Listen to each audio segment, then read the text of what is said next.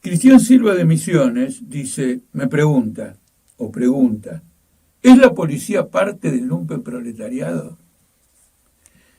La pregunta esta vale por lo que representa, naturalmente, pero vale por algo más, si no me equivoco, que quien pregunta es de Misiones. Y en Misiones ha habido un levantamiento policial que en determinado momento se conjugó o fue simultáneo, contemporáneo, con una gran huelga de la salud y huelga docente, y entonces se transformó en un acontecimiento político nacional, que no hubiera ocurrido si hay una especie de levantamiento policial por un lado, los otros sindicatos por el otro y todo lo demás. De todos modos, al final la policía arregló lo suyo, por debajo de todo lo que había reclamado, es decir, que capituló ante las autoridades probablemente a través de un acuerdo cuyos términos desconocemos, ¿no es cierto? Y no mantuvo ninguna clase de solidaridad ni con los docentes ni con los trabajadores de la salud. Ahora, en la pregunta figura esta palabra, lumpenproletariado. Qué interesante, porque es una expresión original de Marx. Quiere decir que la policía sería el proletariado, pero lumpen. Es decir, trabajadores que han quedado desclasados y que no tienen una referencia en la clase obrera.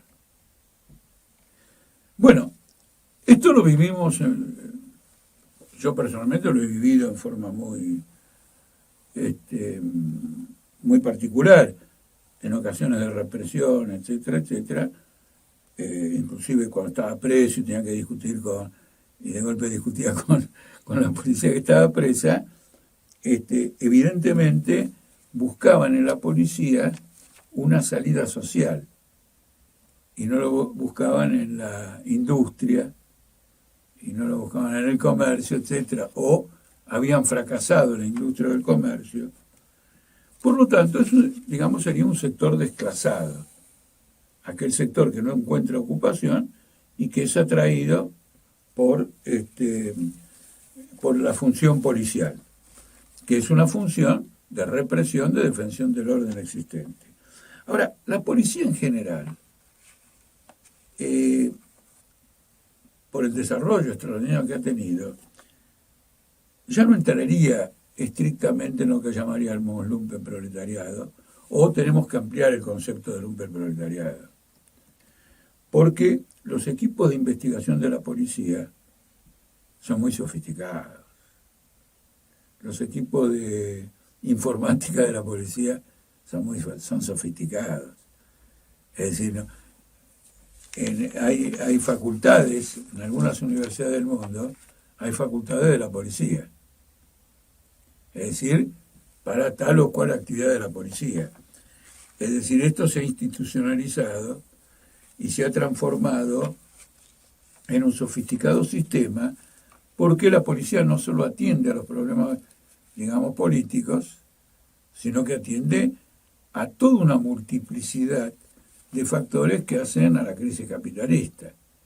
Es decir, en un momento en que la trata de personas, ahora tenemos el caso de Loan, que ha conmovido todo el país, de mujeres, el narcotráfico, que en determinado momento tenía el control de Rosario, bueno, ha transformado a la policía en un aparato extraordinario del Estado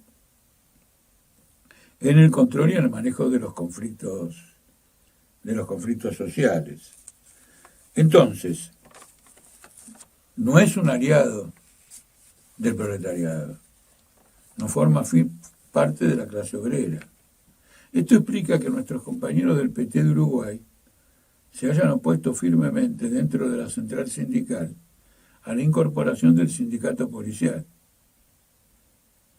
que sin embargo fue votado a favor bajo la influencia del aparato del Partido Comunista dentro del PIT-CNT, que es la central sindical de Uruguay.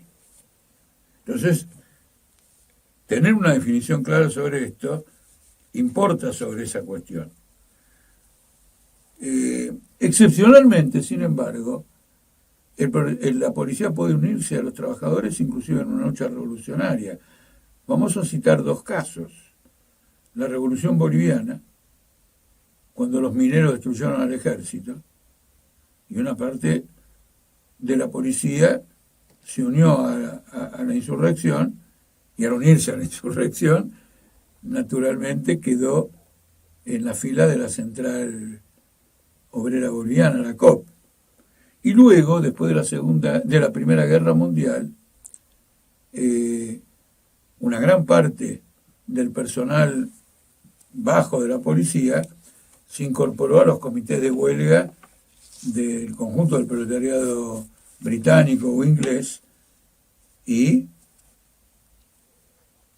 jugó un papel, digamos, importante en el desarrollo de ese movimiento.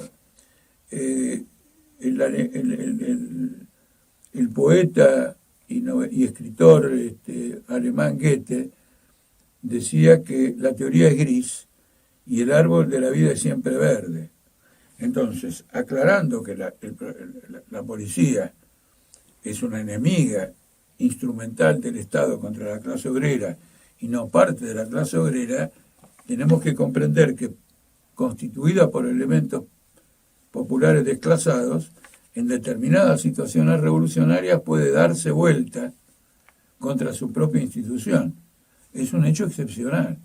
Por eso Goethe decía que el árbol de la vida es siempre verde.